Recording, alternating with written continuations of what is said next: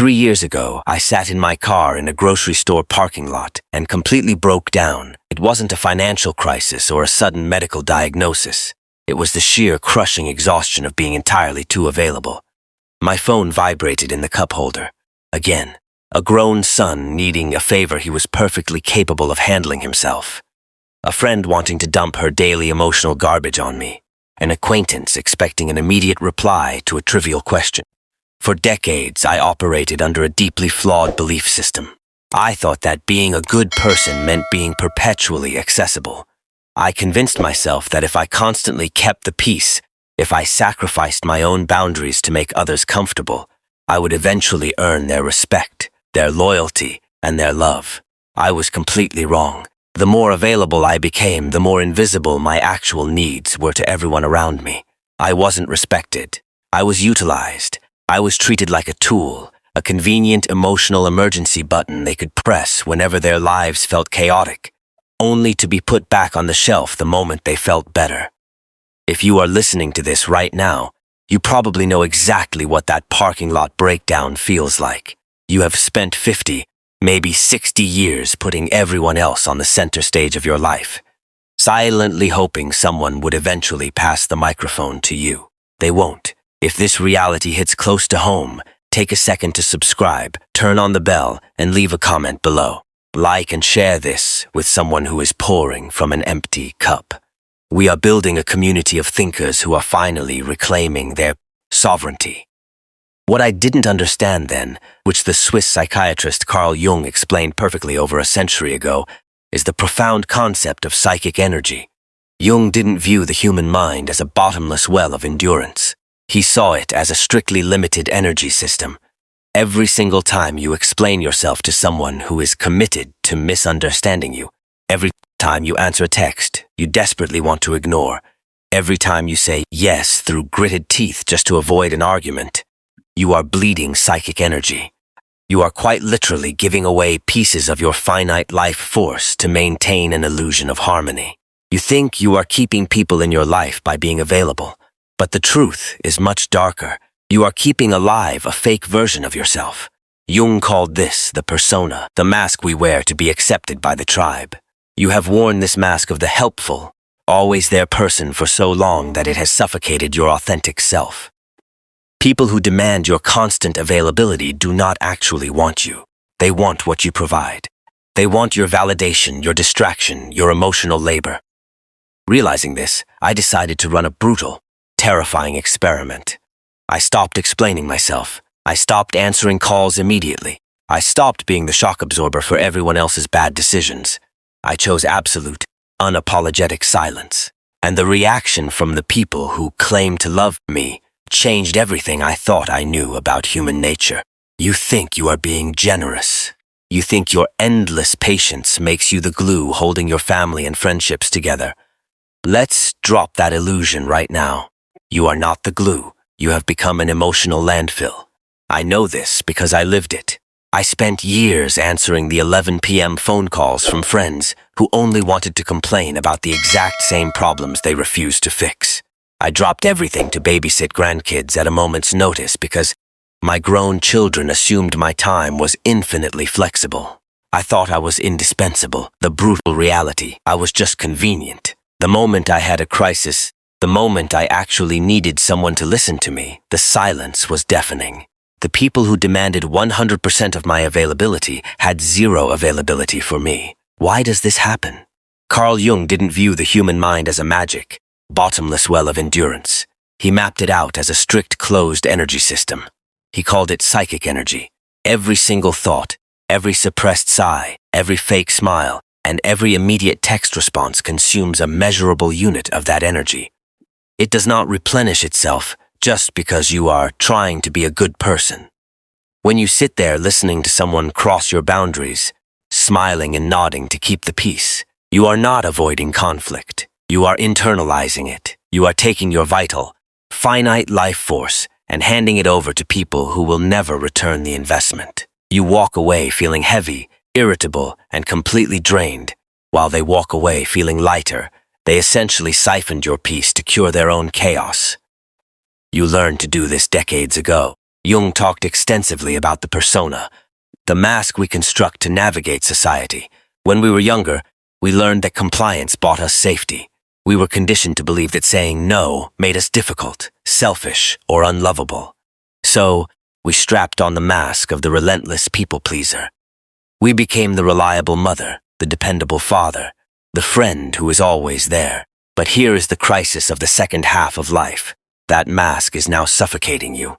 You are exhausted because you are spending massive amounts of psychic energy pretending to be endlessly available, while your authentic self is screaming for solitude.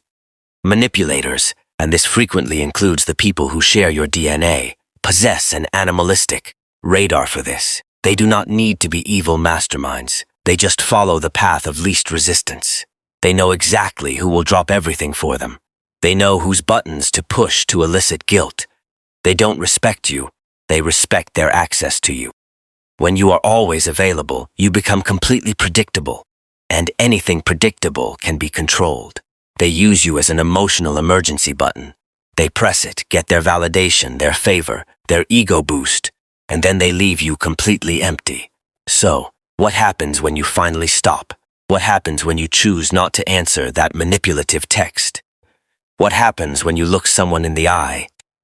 I am not available for this right now, and let the ensuing silence hang heavy in the air.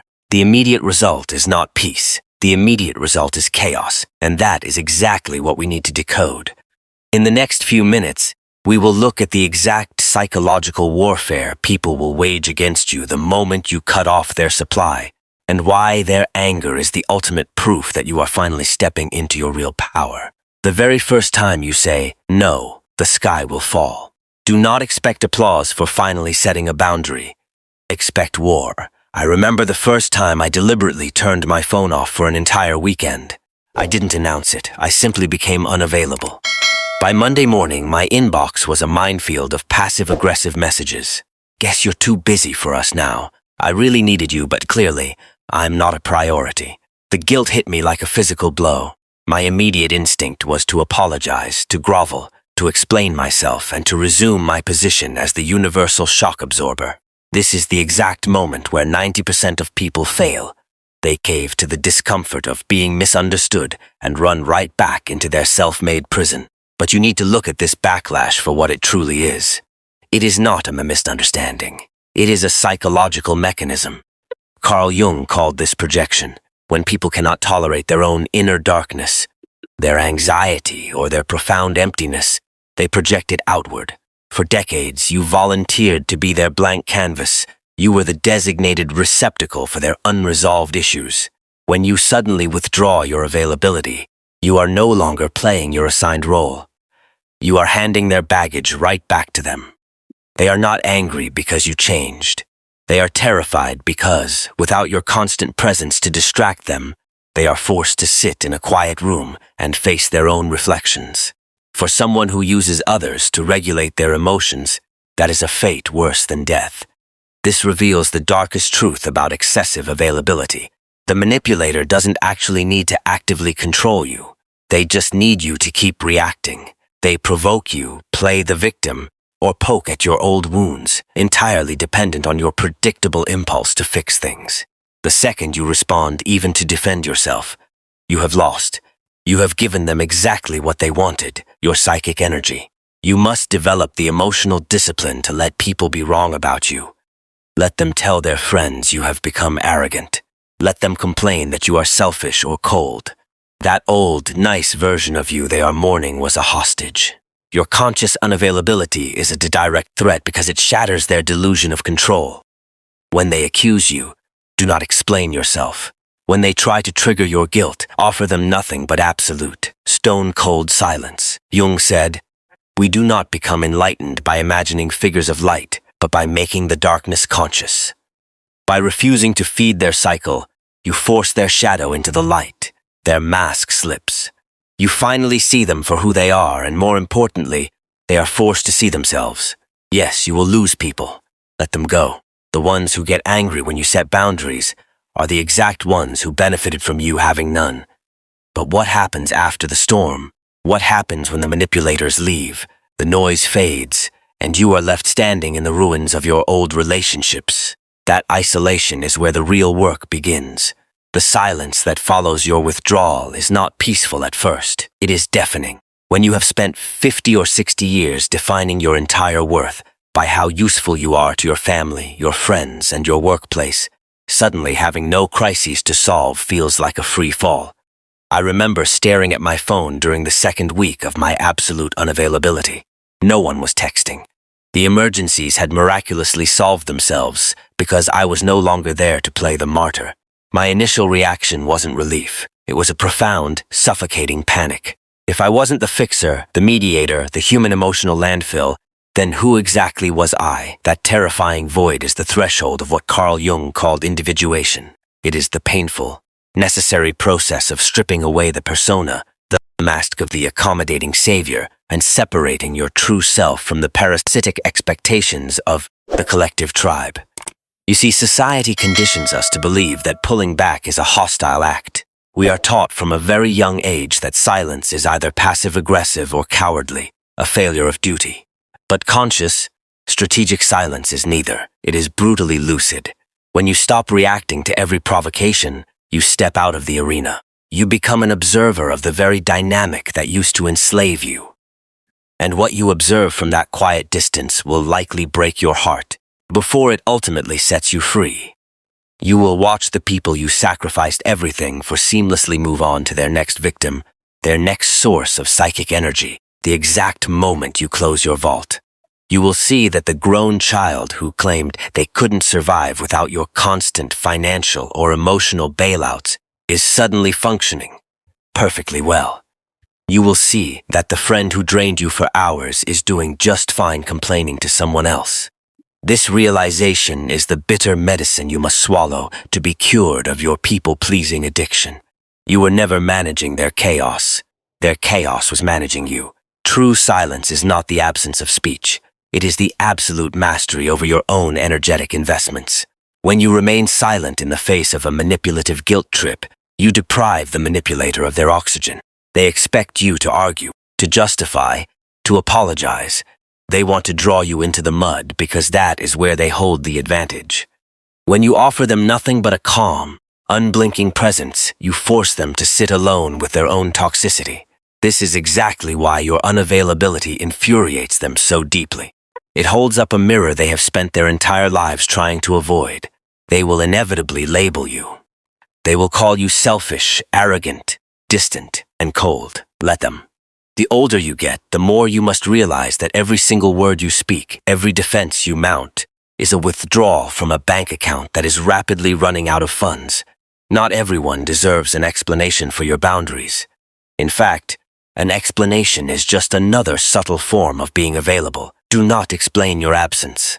It explains itself perfectly to those who have the capacity for self-reflection. And to those who don't, your words would be utterly wasted anyway. But this strategic withdrawal is only half the battle. Surviving the isolation and the backlash is one thing. Rebuilding a life from the ashes of your old persona is another entirely. What happens when the dust finally settles, the manipulators walk away, and you are completely, undeniably alone with yourself? The silence that follows the storm isn't empty. It is the sound of your own life finally being handed back to you. For decades, you confused being needed with being loved. You traded your physical and mental vitality for the illusion of control, operating under the deeply flawed assumption that if you just fixed enough of their crises, you would eventually earn a moment of peace. But inner peace is never granted as a reward for endless compliance. It is claimed through the ruthless enforcement of boundaries. When the manipulators retreat, the initial isolation feels like a punishment. It is not. It is a profound psychological detoxification. Marcus Aurelius didn't build his mental resilience by surrounding himself with people who drained him. He built an unshakable mind by strictly guarding the gates of his own attention. You are not losing a support system when these people walk away. You are starving a parasite. I have watched countless individuals hit this exact existential crossroads in their 50s, 60s, and 70s. The ones who truly find freedom do not waste their remaining years trying to rebuild those toxic, one-sided bridges. They let the bridges burn and use the light to find their own way, They realized that the exhaustion they felt wasn't just physical aging. It was the heavy, suffocating weight of carrying everyone else's unhealed trauma. You are not too old to redefine the rules of your own existence. In fact, right now, with the mask finally off and the noise finally gone, is precisely the moment you have been preparing for. Do not apologize for the space you are taking back. Let them be angry. Let them be deeply disappointed that their emotional emergency button no longer works. Their temporary disappointment is the exact price of your permanent freedom, and I promise you, it is a bargain. Look at your own life right now. Which specific relationship has been quietly draining your psychic energy for years, and what exact boundary are you setting today to stop it? Write it down in the comments below. Putting it in writing makes it real. If this message woke something up inside of you, hit subscribe. We are building a sanctuary here, a community of thinkers who absolutely refuse to spend the rest of their lives playing a supporting role in someone else's chaos.